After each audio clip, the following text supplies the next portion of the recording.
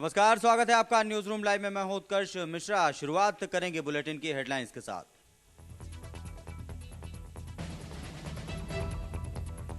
अनशन पर बैठे टीम अन्ना के सदस्य अरविंद केजरीवाल और गोपाल राय की तबीयत बिगड़ी। अन्ना बोले अंतिम सांस तक जारी रहेगा आंदोलन। हरीश रावत ने कहा बातचीत के लिए तैयार है सरकार।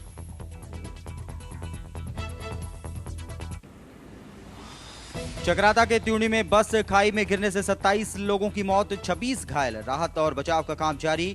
बस में 53 लोग थे सवार।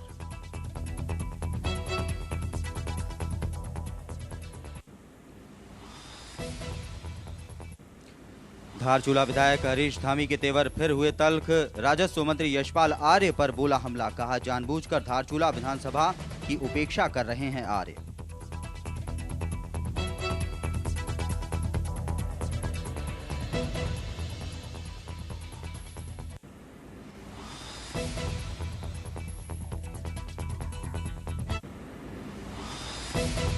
उत्तराखंड समेत कई राज्यों में कम बरसात ने बढ़ाई केंद्र सरकार की चिंता। स्थिति से निपटने के लिए केंद्र ने तैयार की विशेष योजना।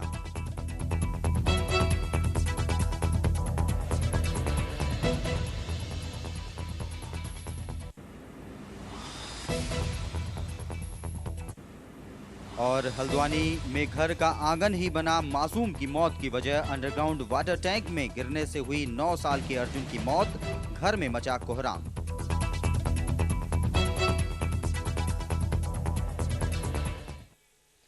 तो ये थी सुर्खियां और अब करेंगे खबरों का विस्तार। सबसे पहले बात करेंगे टीम अन्ना के अनशन की, जो आज 8वें दिन भी जारी है। आपको बता दें कि जंतर मंतर पर चल रहा टीम अन्ना का ये आंदोलन अब आर पार की लड़ाई में तब्दील होता दिखाई दे रहा है। अन्ना हजारे ने साफ कर दिया है कि वे सरकार के किसी भी नुमाइंदे से बातचीत करने के लिए तैयार नहीं हैं। अन्ना ने यह भी कहा कि इस बार लोकपाल बिल लिए बिना जंतर मंतर से नहीं उठेंगे। इस गतिरोध के बीच अरविंद केजरीवाल और गोपाल राय की तबीयत ज्यादा बिगड़ गई है। डॉक्टर्स ने दोनों को तुरंत अस्पताल में भर्ती कराने की सलाह दी है, लेकिन तबीयत खराब होने के बाद भी केजरीवाल ने अनशन समाप्त करने या फिर अस्पताल जाने से साफ इनकार कर दिया है। वहीं दिल्ली पुलिस अनशन पर नजर रखे हुए है। माना जा रहा है कि देर रात केजरीवाल और राय को जबरन अस्पताल में भर्ती कराया जा सकता है।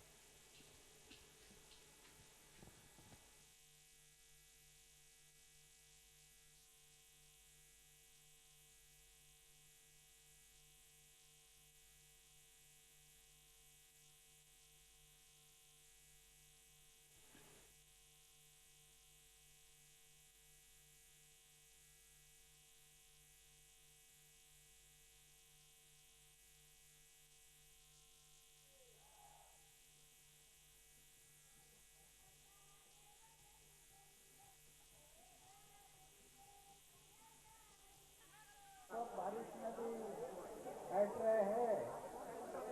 इसका मतलब है कि मुझे विश्वास हो रहा है कि अभी लोकपाल जरूर आएगा। आप इतना तकलीफ उठा रहे हैं, इसका मतलब लोकपाल आएगा। और जब तक नहीं आता तब तक मैं भी नहीं रुकूंगा।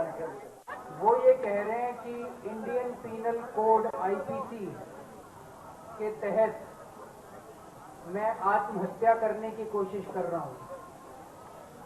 मैं उन्हें कह देना चाहता हूं कि मैं आत्महत्या करने की कोशिश नहीं कर रहा, यहां हम बलिदान देने के लिए बैठे हैं। दोनों में फर्क है।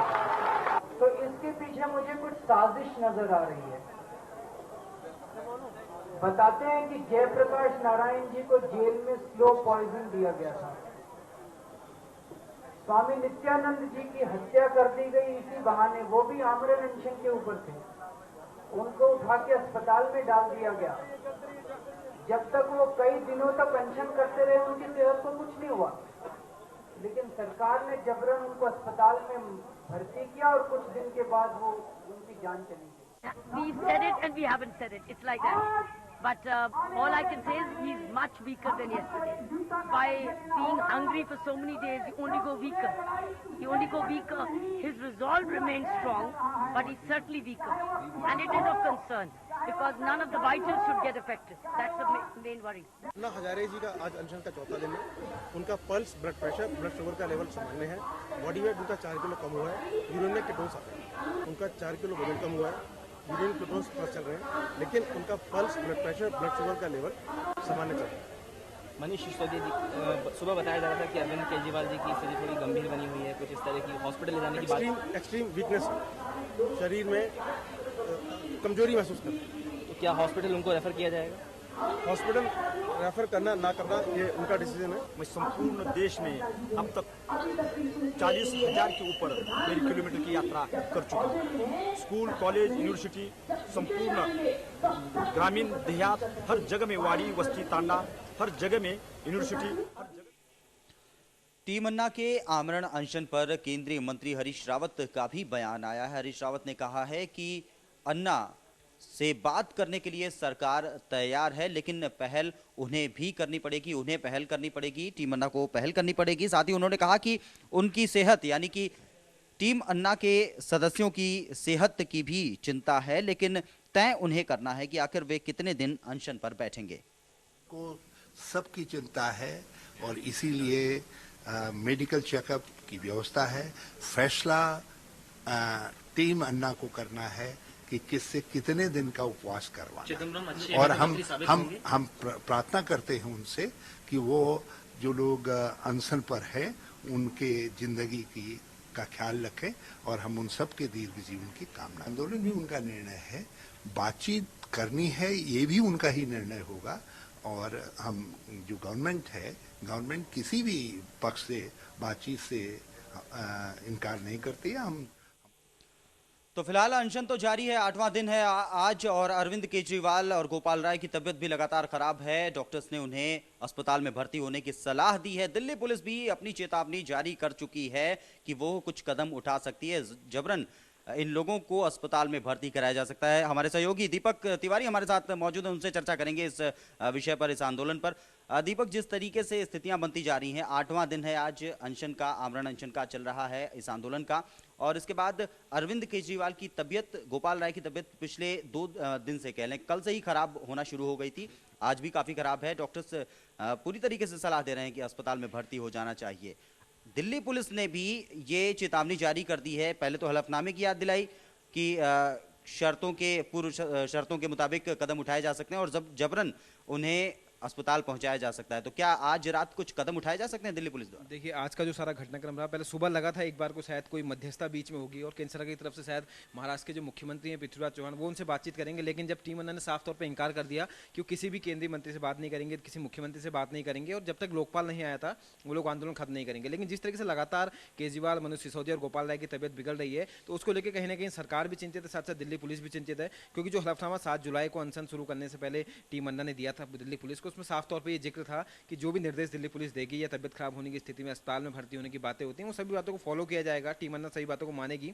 लेकिन आज केजरीवाल ने साफ तौर पे कहा है कि वो यहाँ पर जो अनशन कर रहे हैं उनका अनशन बिल्कुल भी कभी भी खत्म होने वाला नहीं है जब तक लोकपाल नहीं आता। यानी कि साफ तौर पर उन्होंने अस्पताल जाने से इंकार कर दिया। जो डॉक्टर वहाँ पर पहुंचे थे उन्होंने भी सलाह दी है कि तीनों को अस्पताल में भर्ती कराया जाए, लेकिन फिलहाल की जो स्थिति बनती दिख रही है, साफ इनकार उन तीनों लोगों ने कर दिया है। तो ऐसी स्थिति में दिल्ली पुलिस आयुक्त हैं, उन्होंने एक लेटर लिखा है टीम अन्ना को, जिसमें साफ तौर पर उसी हलफनामे का जिक्र किया गया है कि अगर आप लोग जो आपकी तबियत लगातार बिगड़ रही है तो आपको अस्पताल में भर्ती हो जाना चाहिए। लेकिन टीम अन्ना ने साफ तौर पर इससे इंकार कर दिया है। तो निश्चित तौर पर देखा जाए तो आज का जो दिन है काफ़ी महत्वपूर्ण है इस लिहाज से, और माना जा रहा है कि आज देर रात या कह सकते हैं हम कल तड़के हो सकता है कि पुलिस जबरन अरविंद केजरीवाल, मनीष सिसोदिया और गोपाल राय को उठाकर जबरन अस्पताल में भर्ती करा सकती है, क्योंकि तीनों की स्थिति बहुत ज़्यादा क्रिटिकल है, बहुत ज़्यादा नाजुक है, और अगर उनको कुछ होता है तो निश्चित तौर पर केंद्र सरकार यहाँ पर मुश्किल में आ जाएगी। और जिस तरीके से जो पत्र दिल्ली पुलिस ने यहाँ पर लिखा है टीम अन्ना को, उसमें भी साफ तौर पर जिक्र किया गया है कि अगर आपको कुछ होता है इस स्थिति में, सीधे तौर पर आप ही इसके लिए जिम्मेदार हो गए। यानी कि दिल्ली पुलिस ने सारी की सारी चीज़ टीम अन्ना के पाले में डाल दी है, लेकिन वो लोग भी आर पार की लड़ाई के मूड में आ गए हैं। सुबह से ही जो माहौल दिख दिख रहा है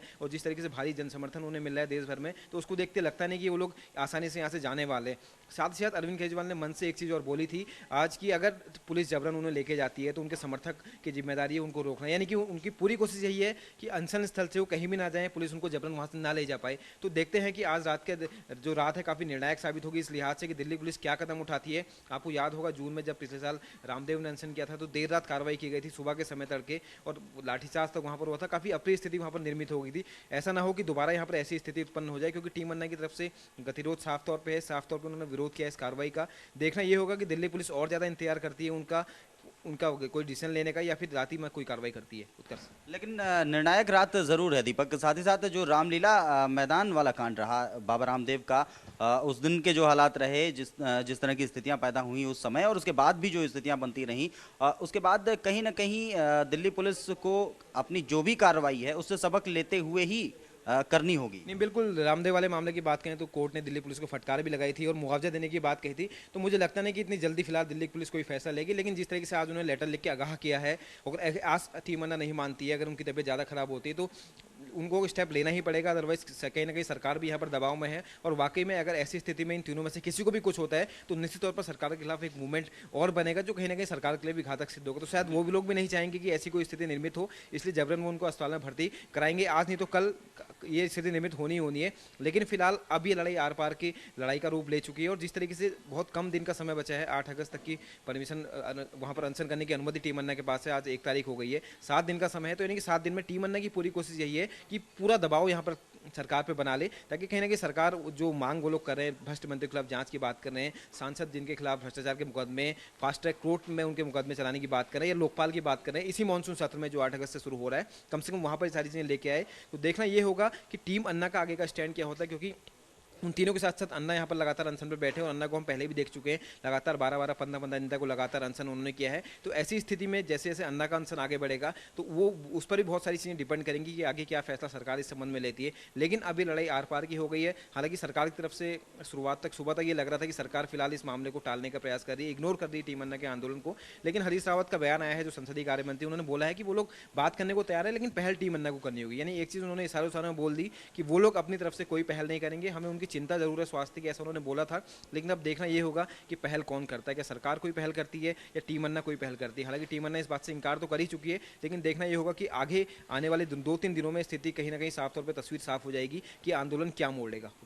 2-3 दिनों की बात तो दीपक अपनी जगह पे है, लेकिन अब जिस मोड़ पे पहुंच चुका है पूरा आंदोलन, एक एक पल कहें वो बेहद महत्वपूर्ण हो चुका है, क्योंकि टीम अन्ना के अहम सदस्य जो आमरण अनशन पर हैं, उनकी तबीयत बिगड़ रही है, और तबीयत का बिगड़ना निश्चित रूप से कई तरह के संदेश लोगों में भी जाते हैं, सरकार पर भी दबाव बनने का। कुल मिला जुला करके आमरण अनशन का जो मतलब होता है, जिस तरह से दबाव बनाने का मतलब होता है, वो यहीं से शुरू होता है। तो हर पल बहुत महत्वपूर्ण हो चुका है। नहीं, बिल्कुल इनके लिहाज से देखें तो बिल्कुल यहाँ पर दबाव बनता हुआ दिख रहा है, क्योंकि दोनों की हालत बहुत ज़्यादा क्रिटिकल है। 8 दिन से वो लोग लगातार अनशन कर रहे हैं, काफ़ी लंबा वक्त होता है, 8 दिन तक आप आमरण अनशन कर रहे हैं। तो ऐसे में निश्चित तौर पर सरकार यहाँ पर चिंतित जरूर होगी उनके स्वास्थ्य को लेकर, कि अगर ऐसी स्थिति में यहाँ पर कुछ होता है, कोई अप्रिय स्थिति यहाँ पर बनती है, कोई ऐसी घटना होती है, निश्चित तौर पर सरकार को बड़ा खामियाजा इसका भुगतना पड़ेगा। तो मुझे भी नहीं लगता कि सरकार ऐसा कोई रिस्क लेना चाहेगी कि इतने लंबे समय तक इनको आमरण अनशन करने की अनुमति देगी। कहीं ना कहीं या फिर उनसे बातचीत कर कोई हल निकाला जाएगा, सरकार खुद पहल करेगी बातचीत करने की, या फिर कहीं ना कहीं उनकी मांगों के आगे उनको झुकना पड़ेगा। निश्चित तौर पर 2014 के लोकसभा चुनाव बहुत दूर नहीं है, 2013 में 10 राज्यों में विधानसभा चुनाव हुए, तो शायद मुझे नहीं लगता कि सरकार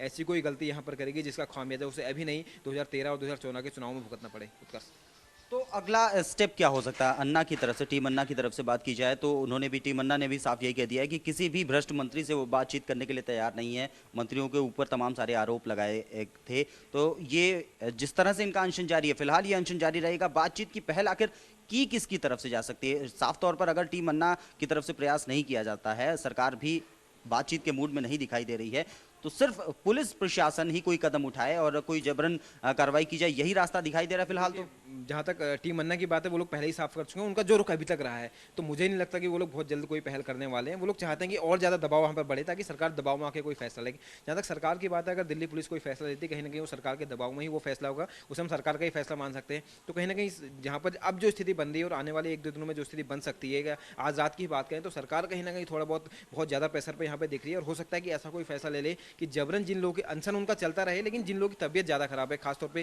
केजरीवाल और गोपाल राय की, मनोज सिसोदिया की तबीयत फिलहाल अभी कंट्रोल में मानी जा रही है, लेकिन उन दोनों को कम से कम उठा के शायद अस्पताल में भर्ती करवाया जा सके, लेकिन आंदोलन फिलहाल उनका चलता रहे और फिर आगे बातचीत का कोई रास्ता निकाला है। सबसे बेहतर हल शायद इस आंदोलन का, इस मुद्दे का यही निकलता दिखाई दे रहा है। लेकिन साथ ही साथ इस बात का ध्यान भी बहुत ज़्यादा रखने की ज़रूरत होगी कि अन्ना के समर्थक भड़क ना उठें इस दौरान। नहीं, बिल्कुल सबसे बड़ी चीज़ वही होगी कि जब पुलिस अगर जबरन कोई कार्रवाई करती है तो उन समर्थकों का क्या स्टैंड होगा, क्योंकि मन से एक बार अरविंद केजरीवाल बोल चुके हैं, तो ऐसी स्थिति में कहने का समर्थक पूरा उसका विरोध करेंगे और ऐसी स्थिति में कहने की आपस में गतिरोध वहाँ पर हो सकता है समर्थकों और पुलिस के बीच में।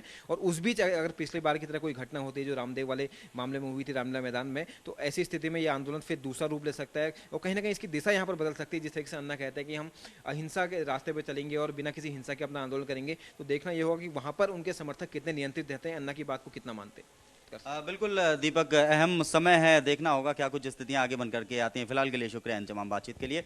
दीपक तिवारी के साथ हम बात कर रहे थे क्या कुछ स्थितियां वहां पर चल रही हैं जंतर मंतर पर, लेकिन लगातार पल पल स्थितियां गंभीर होती ही जा रही हैं। हर पल यहाँ पर अब महत्वपूर्ण हो चुका है क्योंकि टीम अन्ना के अहम सदस्यों की तबीयत बिगड़ती जा रही है। डॉक्टर्स लगातार सलाह दे रहे हैं कि उन्हें अस्पताल में भर्ती हो जाना चाहिए, उचित इलाज लेने की आवश्यकता जताई गई है। साथ ही साथ पुलिस भी कदम आज उठा सकती है। पुलिस ने भी अपनी शर्तों का हवाला देकर के टीम अन्ना को चेता दिया है कि कोई भी किसी भी तरह की दिक्कतें सामने आती हैं तो उसके लिए टीम अन्ना और उसके आयोजक, इस आंदोलन के आयोजक ही जिम्मेदार होंगे। दिल्ली पुलिस की इसमें कोई जिम्मेदारी नहीं होगी। लेकिन दिल्ली पुलिस आज रात जबरन इन लोगों को पहुंचा सकती है अस्पताल, जबरन अस्पताल भी पहुंचा सकती है। इस तरह के भी कयास लगाए जा रहे हैं।